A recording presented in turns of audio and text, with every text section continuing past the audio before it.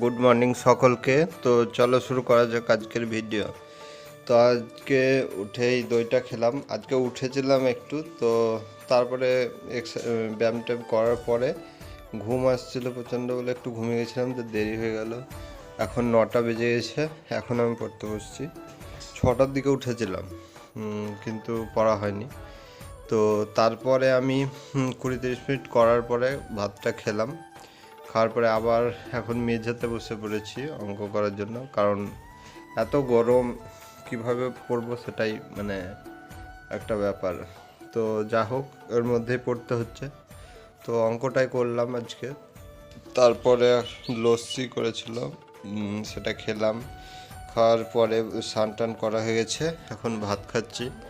আজকে ডাল, আমের সাথে ডাল হয়েছিল, আর আলু ভাজার একটা তরকারি হয়েছিল। তো গরমে এই সিম্পল খাওয়াটাই ভালো। আর এরপরে আমি আজকে দুপুরের দিকেই বসেছিলাম, দেখে মনে হচ্ছে অন্ধকার, কিন্তু যা এত রোদের তাপ আসছে তার জন্য সব জানলা দরজা লাগানো হচ্ছে, অন্ধকার হয়ে গেছিলো তার জন্যে। তো আমি আদিত্যরঞ্জন স্যারের এখন ম্যাথটা করছিলাম।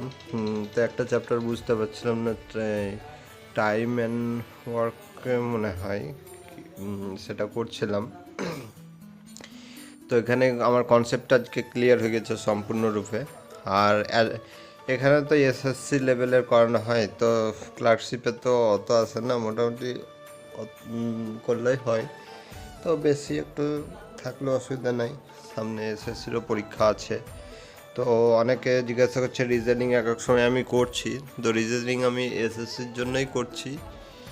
আর ক্লার্কশিপের রিজনিং আসবে না, ম্যাথ, ইংলিশ আর জিকেই আসবে। আর কারেন্ট অ্যাফেয়ার্সের জিকের সাথেই অ্যাড আছে। তো আজকে দেখতে পাচ্ছ আমার মোটামুটি 2.5 ঘন্টা পড়া হয়ে গেছে, অঙ্কটাও করলাম। এরপরে আমার রাত্রের দিকে খাওয়া দাওয়া হয়ে গেল, তারপরে জিকেটা পড়ছিলাম। পড়ার পরে আমি টেস্ট দিচ্ছিলাম। তো টেস্টে আজকে রেকর্ড করতে ভুলে গেছি, ফোনেই দিয়েছি। তো আজকে 27 মতো পেয়েছি। তো ভালো হয়নি টেস্টটা আজকে। মোটামুটি 4 ঘন্টা 4.5 ঘন্টা পড়া হয়েছে আমার আজকে। তো আজকে ভিডিও আর বড় করছি না, এ পর্যন্তই। দেখা হচ্ছে পরের ভিডিওতে।